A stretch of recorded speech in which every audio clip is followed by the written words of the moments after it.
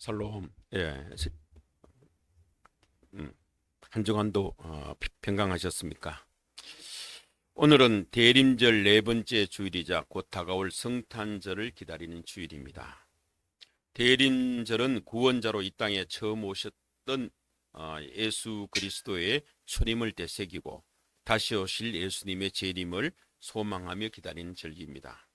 교회력으로 본다면 대림절부터 새해가 시작됩니다. 구약 성경이 메시아의 오심을 예언하고 있다면 신약 성경은 그 약속이 예수 그리스도 안에서 어떻게 성취되었는지를 기록하고 있습니다. 2000년 전 이 땅에 오신 예수님은 우리를 구원하시기 위해 십자가에 못 박혀 죽으시고 사흘 만에 부활하시어 죽음의 권세를 이기고 승천하셨습니다. 그리고 심판주로 이 땅에 다시 오실 것 재림을 약속하셨고 오늘날의 교회는 그 약속을 믿고 예수 그리스도의 재림을 기다리고 있습니다. 대림절을 맞아 우리는 하나님의 약속이 어떻게 우리의 일상에서 현실이 되는지를 묵상하게 됩니다. 대림절은 단순히 성탄절을 기다리는 절기가 아닙니다. 그것은 하나님께서 약속하신 약속이 지금도 살아 움직이며 성취되고 있음을 기억하는 시간입니다.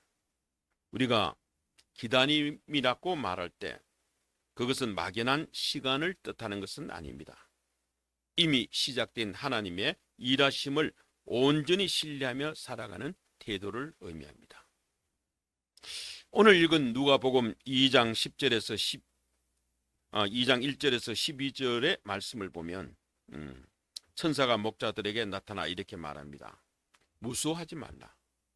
보라, 내가 온 백성에 미칠 큰 기쁨의 좋은 소식을 너에게 전하노니 오늘 다윗의 동네에 너희를 위하여 구주가 났었으니 곧 그리스도 주시니라. 너희가 가서 강보에 사여 구유에 누워있는 아기를 보리니 이것이 너희에게 표적이니라 라고 말씀하고 있습니다. 천사는 다윗의 동네 베들레헴에 온 세상을 구원할 구세주 그리스도가 태어났다는 기쁜 소식, 곧 복음을 전하면서 강보에 사여 구유에 누워있는 아기, 이것이 바로 너에게 표적이라고 말씀하십니다. 표적이란 말은 헬라어로 세메니온이라는 말을 번역한 말인데, 세메니온이라는 말은 어떤 사실이나 사물을 다른 것과 명확하게 구분하기 위한 표시나 미래에 어떤 일이 일어날 것인가에 대한 징조, 사인을 의미하는 단어입니다. 성경에서는 주로 하나님의 능력과 살아계심을 보여주는 초자연적인 현상, 곧 이적이나 기적과 같은 의미로 사용됩니다. 마태복음 24장 3절에 메시아 오심과 누가복음 21장 7절에 세상 종말의 징조를 나타낼 때도 이 표적이라는 단어를 쓰기도 합니다.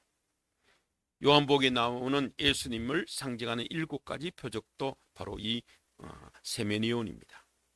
그런데 왜 하필 아기 예수님의 탄생이, 그것도 아기가 강보에 사여 구유에 누워있는 모습이 바로 표적 세메니온이라는 말입니까? 그 이유가 무엇일까요? 오늘 우리 본문 말씀을 통해서 3가지 이유로 살펴보도록 하겠습니다. 첫 번째, 예수님의 탄생은 인류 역사에 개입하시는 하나님의 위대한 사건, 세계사적 사건입니다. 1절과 2절의 말씀입니다. 예수님의 탄생은 이미 700여 년 전에 이사야서와 미가서 등 여러 구약의 성경에서 예언된 사건이지만 역사적으로도 세계사적 흐름 속에서 피할 수 없는 사건이었습니다. 예수님의 탄생 배경에서는 당시 세계를 지배하고 있던 로마 제국의 황제 가이사 아구스도, 즉 가이우스 옥타비우스 아구스투스의 황제가 등장합니다. 일찍이 구약의 선지자 미가는 이스라엘의 구원자 메시아가 다윗의 고향인 예루살렘에서 태어날 것이라고 미가서 5장 2절에서 예언했었습니다. 이 예언에 따라 때가 차서 예수 그리스도께서 베들레헴에서 탄생하게 됩니다. 그런데 아기 예수의 육신의 아버지 요셉과 어머니 마리아는 베들레헴에서 저 멀리 떨어진 갈리 지방 나사렛에 지금 살고 있습니다. 물리적으로 베들레헴에서 예수님이 탄생할 수 없는 환경입니다. 그런데도 아기 예수님이 베들레헴에서 출생하게 된 것이 바로 표적 세메니온이라는 말씀입니다. 로마 제국은 통치와 통제의 수단으로 가끔 제국의 인구 조사를 실시했습니다. 황제 아우구스투스가 세금을 확보하고 군사력 확보를 위한 징병, 그리고 도시 건설에 필요한 인력 동원을 목적으로 자신이 다스리는 로마 제국 전역에 호정령을 내려 인구 조사를 실시했지만 이 모든 것이 결국은 하나님의 뜻을 성취하기 위한 수단이자 도구로 사용되었습니다. 하나님께서는 이스라엘 백성들이 타락하자 바벨론의 왕 느부갓네살을 통해 이스라엘 백성들을 포로로 잡아가게 하시고 그들로 70년 동안 바벨론에서 포로 생활하게 했었습니다. 그리고 그들이 회개하자 바사왕, 페르시아 왕 고레스를 통해 이스라엘 백성들을 바벨론 포로 생활에서 귀환시켜서 성전 건축을 돕도록 하셨습니다. 이 모든 것이 하나님의 통치의 뜻 안에서 이루어지는 일들이었습니다. 본문에 나오는 팔레스타인과 시리아의 인구조사에 있어서도 로마 황제 가이사 아구스토는 하나님의 간섭을 전혀 깨닫지 못했죠. 자신의 뜻에 따라서 호정령을 내렸을지라도 이 명령이 계기가 되어서 구약 선지자 미가에 의해서 예언된 메시아의 베들레헴 탄생이 성취된 것입니다. 이것이 바로 표적입니다. 1950년 6.25 전쟁 당시 유엔군이 한반도에 파병되어 것도 기적이었습니다. 유엔의 군사 파병은 안전보장이사회 5개 상임 이사국의 만장일치 투표로 결정되는데 당시 상임 이사국 중에 하나인 소련이 찬성할 리가 없었습니다. 그런데 놀랍게도 그 투표 당일날 소련 대표가 교통사고로 안보리에 참석하지 못해서 나머지 4개국의 만장일치로 통과된 것입니다. 우리는 이것을 기적이고 하나님의 섭리라고 볼 수밖에 없습니다. 모든 사건이 단순히 우연처럼 보일 수 있겠지만 분명히 보이지 않은 하나님의 계획과 손길이 역사 속에 있습니다. 표적은 단순히 놀라운 기적이라는 의미를 넘었습니다.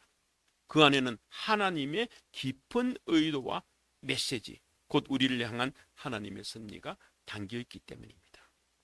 이 표적의 핵심에는 구유, 헬라어로는 파네트라고 하는데 그 구유가 있습니다. 구유는 가축의 먹이를 넣어주는 여물통을 의미합니다. 바로 이 구유, 여물통이 표적인 이유는 여물통이 먹거리, 생명의 떡을 상징하기 때문입니다. 우리가 잘 알다시피 예수님께서 태어나신 베들레헴이라는 지명은 원래 뜻은 떡집, 빵동네 뭐 이런 뜻입니다. 베들레헴, 떡집의 마구간에 있는 가축의 먹이통에 담겨있는 아기 예수를 보면 무엇이 연상되겠습니까? 예수 그리스도께서 바로 사람들을 위한 영원한 생명의 양식으로 이 땅에 오신 것입니다. 예수님은 요한복음 6장 35절에서 오병이어의 기적 이후에 찾아온 무리들에게 나는 생명의 떡이니 내게 오는 자는 결코 줄이지 아니하리요 나를 믿는 자는 영원히 목마르지 아니하리라고 친히 말씀하시며 자신이 생명의 떡이심을 선포하셨습니다. 또한 구유, 여물통은 짐승, 가축의 밥통입니다. 이런 예수님께서 인류의 죄를 짊어지고 가는 희생의 제물 어린 양을 상징합니다. 예수님께서 십자가에서 희생 제물로 우리 죄를 대신하여 죽으심으로 인해서 우리는 고린도후서 6장 9절에서 10절 말씀처럼 우리는 무명한 자 같으나 유명한 자요 죽은 자 같으나 우리가 살아있고 징계를 받은 자 같으나 죽임을 당하지 아니하고 근심하는 자 같으나 항상 기뻐하고 가난한 자 같으나 모든 것을 가진 자가 되는 놀라운 은혜를 잊게 됩니다.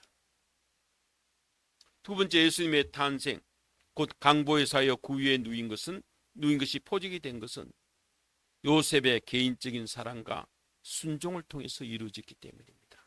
3절에서 5절의 말씀입니다. 로마 황제 아우구스투스가 명령하니 모든 사람은 호적을 하기 위하여 각자의 고향으로 돌아갑니다.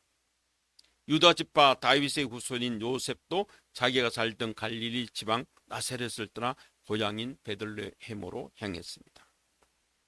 우리는 여기서 하나님을 믿지 않는 통치자가 더 많은 세금을 거두고 자신의 권세를 가시하기 위해 내린 명령조차도 어떻게 하나님의 거룩한 계획이 이루어가는 도구로 사용되는지를 보게 됩니다.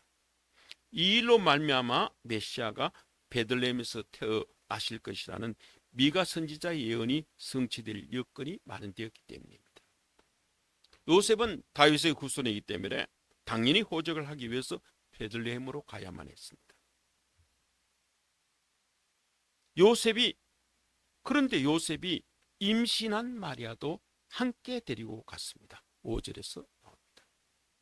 저는 오랫동안 성경을 읽으면서 마리아도 당연히 가는 거로 생각했는데 오번 말씀을 준비하면서 마리아는 베들레헴에 갈 필요가 없는 사람이었습니다.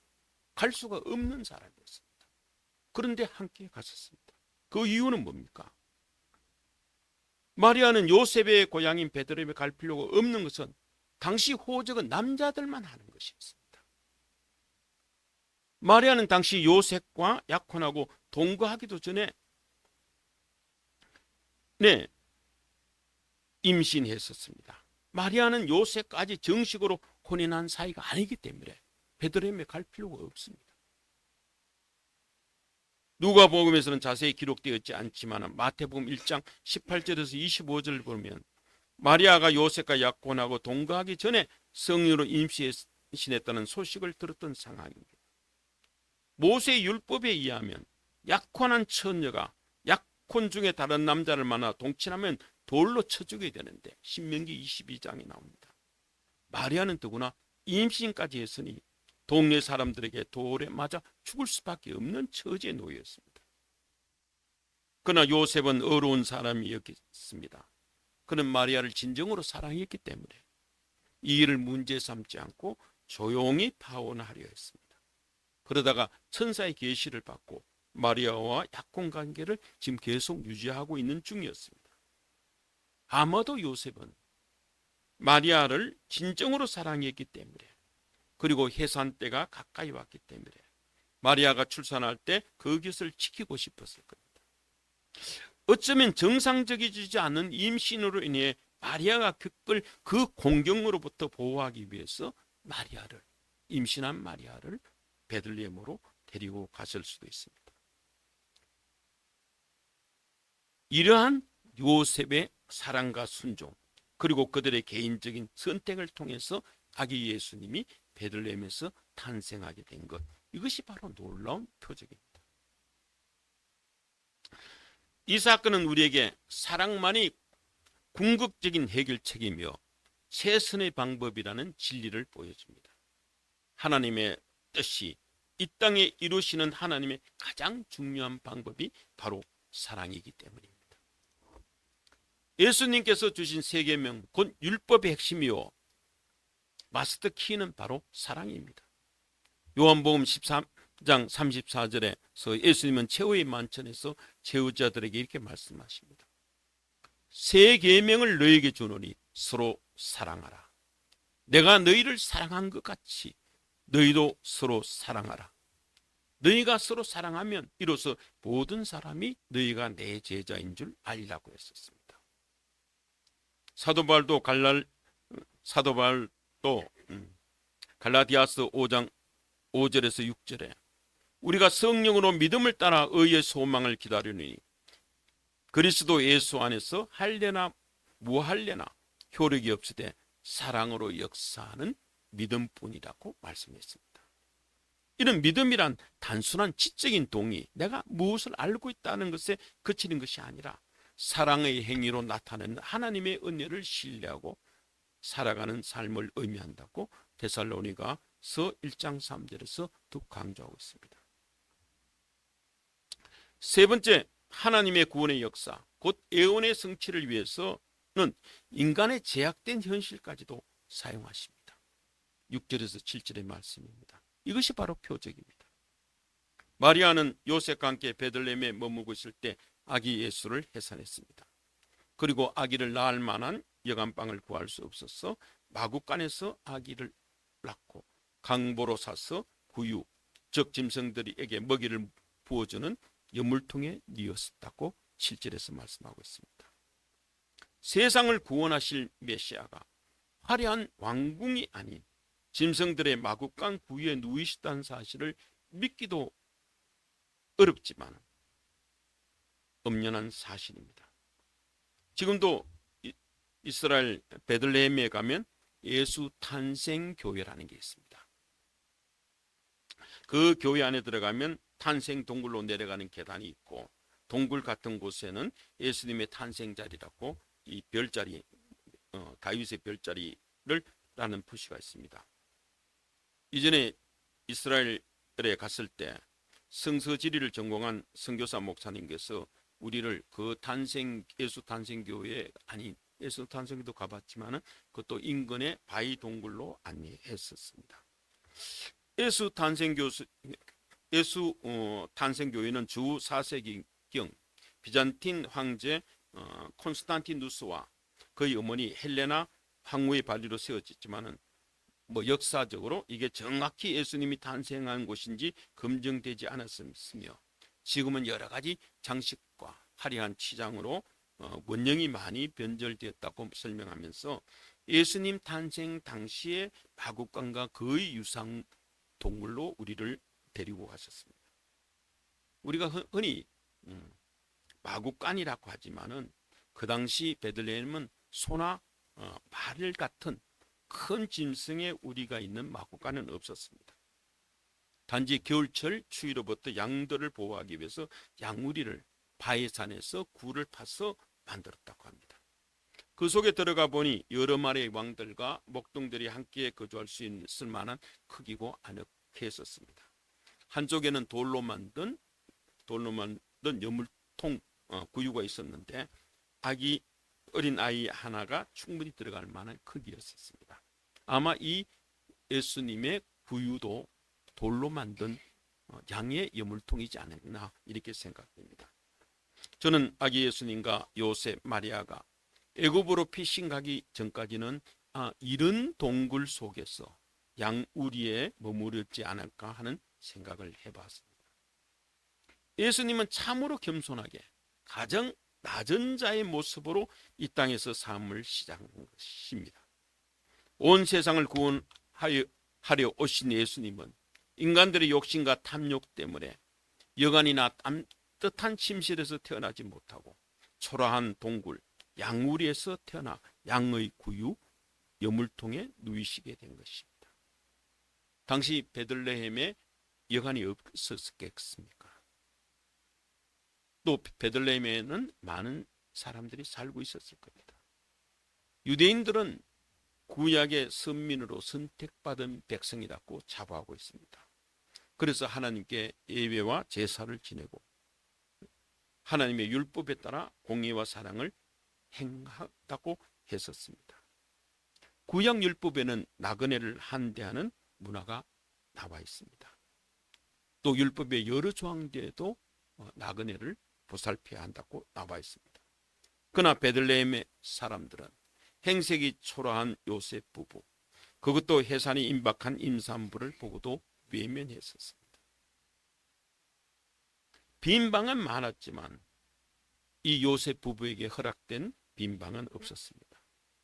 선민의 정신이 사라진 아주 비정한 사회가 된 것입니다. 그래서 요셉과 마리아는 어쩔 수 없이 양들이 방목하는 동안에 비어있는 양의 동굴 우리에 머물 수밖에 없었습니다. 인류를 구원한 메시아가 사람들의 탐욕 때문에, 사회적인 악 때문에 가장 낮은 자의 모습으로 인간의 삶을 시작하게 된 것입니다.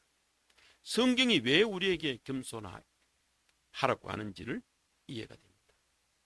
하나님의 아들이 친히 겸손이 무엇인지를 삶으로 보여주셨기 때문입니다. 우리가 예수님처럼 겸손해진다면 사랑하지 못할 사람도, 섬기지 못할 사람도 없습니다. 예수님이 오실 당시는 유대 사회뿐만 아니라 로마 제국이나 다른 세상에도 사탄의 권세 아래 온갖 죄와 불의가 가득한 세상이었습니다. 사랑과 자비, 용서의 모습은 눈을 씻고 찾아봐도 없던 비정하고 냉정한 세계였었습니다. 바로 이런 세계에 예수님이 오신 것입니다. 그리고 주님은 진정한 하나님의 사랑과 이웃 사랑이 무엇인지를 사람들에게 몸소 보여주셨습니다. 온갖 고통과 질병으로 고생하는 사람들을 치유해 주시고 서로 사랑하라는 계명을 주셨습니다. 죄를 용서해 주셨습니다. 그리고 십자가를 지시고 인류의 죄를 대속함으로써 진정 하나님과 이웃을 사랑하는 법이 무엇인지를 온 인류에게 몸으로 보여주셨습니다. 그래서 예수 그리스도께서는 사랑 없는 이 세상에 오셔서 참된 사랑, 용서, 화목을 가르쳐 줬었습니다. 오늘날 사회도 마찬가지입니다. 요셉과 마리아는 아기의 탄생을 조용히 지나가려고 했을지는 모르겠지만 온 세상은 결코 가만히 있지 않았습니다. 메시아 아기의 탄생에 하늘과 땅이 술렁였었습니다. 구세주 탄생의 소식은 제일 먼저 밤에 들에서 양떼들을 지키던 목자들에게 임했다고 8절에 말하고 있습니다. 그 당시 목자는 짐승을 키우면서 짐승의 죽음과 짐승의 가죽을 취급했기 때문에 유대 사회에서는 부정한 취급으로 천대받는 존재였었습니다. 복음이 목자처럼 낮은 자, 천한 자에게 가장 먼저 임했다는 것은 세상 모든 사람이 하나님의 백성이 될 수 있다는 귀한 메시지입니다. 목자들은 그들을 비추는 하나님의 영광으로 인해서 크게 무수했다고 9절에서 말씀하고 있습니다. 천사는 크게 무수하는 목자들에게 무수하지 말라라는 말로 안식이면서 보라, 내가 온 백성에게 미칠 기쁨의 좋은 소식을 너희에게 전하노니 오늘 다윗의 동네에 너희를 위하여 구주가 났었으니 곧 그리스도 주시니라.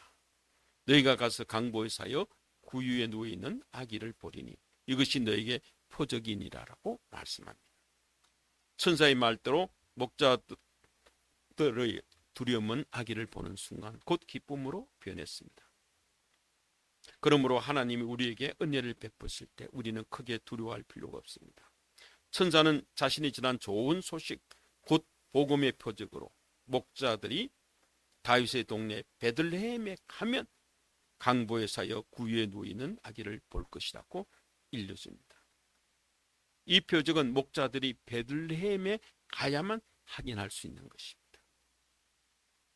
목자들은 즉시 베들레헴에 가서 마리아와 요셉과 구유에 누이는 아기를 찾아가 자기들이 듣고 본 것을 전하고 하나님께 영광을 돌리며 찬송하고 돌아갔습니다.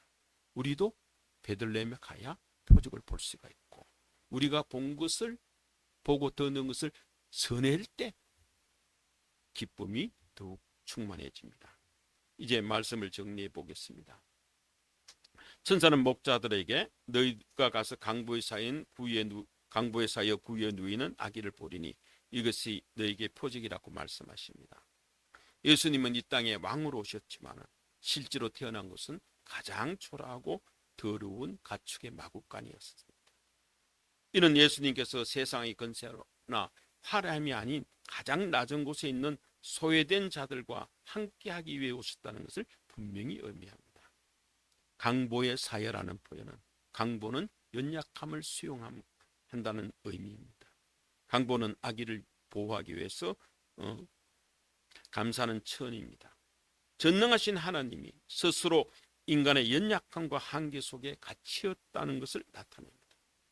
이는 우리와 똑같은 고통과 한계를 겪으시면서 우리와 함께 하시는 하나님이라는 뜻의 임마누엘이 이 땅에 오신 시작을 의미합니다.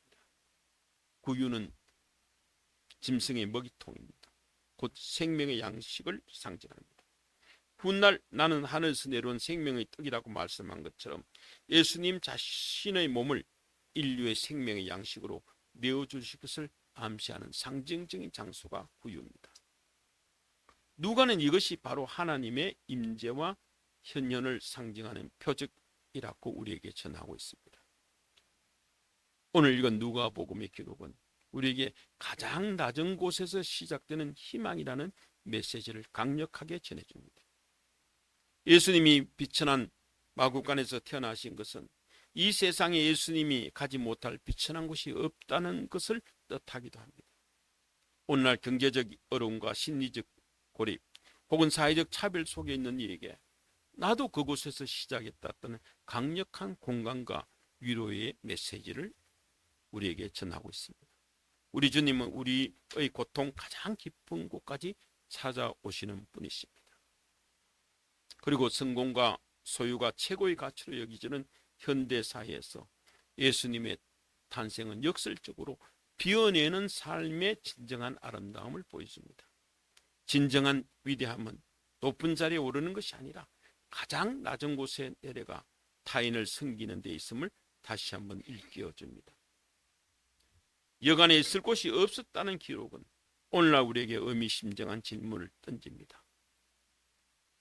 나의 일상과 내 마음 속에 진정한 가치들, 사랑이나 평화, 진리 등이 들어올 공간이 있는가 하는 질문입니다. 우리는 바쁜 일상 속에서 과연 내 마음의 방을 비워 진리를 받아들일 준비가 되어 있는지 겸손히 돌아보게 됩니다. 성단의 신비는 가장 거룩한 신분이 가장 비천한 모습으로 이 땅에 오셨다는 역설에 있습니다. 이 메시지는 오늘날 우리에게 거칠이보다는 삶의 본질을, 교만보다는 겸손을, 그리고 나보다 낮은 곳에 있는 이들을 향한 따뜻한 시선과 사랑을 가질 것을 우리에게 권면하고 있습니다. 세상의 달력으로도 2025년이 열흘이 채 남지 않았습니다. 세월의 시간이 참으로 빨리 지나가는 것 같습니다. 올 초에 하나님께 다짐했던 것, 기도 제목들을 다시 한번 점검해 보시고 성도 여러분들이 뜻하시는 모든 일이 주님 안에서 풍성하게 이루어지시기를 축원드립니다.